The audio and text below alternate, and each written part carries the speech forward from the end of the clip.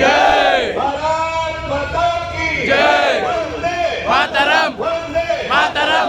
సభాధ్యక్షులు ముఖ్య అతిథులైనటువంటి మన ప్రియతమ నాయకులు డాక్టర్ పార్థసారథి గారికి సభాముఖంగా శుభాకాంక్షలు నమస్కారం తెలియజేస్తూ, ముఖ్యంగా ప్రజలారా 1947 స్వాతంత్రం ముందు ఎంతమంది ఇక్కడ మనం పుట్టి ఉన్నామో నాకైతే తెలియదు, కానీ ఆ రోజు అనేక క్లిష్ట పరిస్థితులు మనం స్వాతంత్రం సాధించుకున్నాం. ఆ రోజులు మనం ఈ రోజు కూడా ఒకసారి గుర్తు చేసుకుంటూ, ఎవరు ఒకరిద్దరి వల్ల కాదు, అనేక మంది త్యాగాల వల్ల బలిదానం వల్ల మన స్వాతంత్రం వచ్చింది.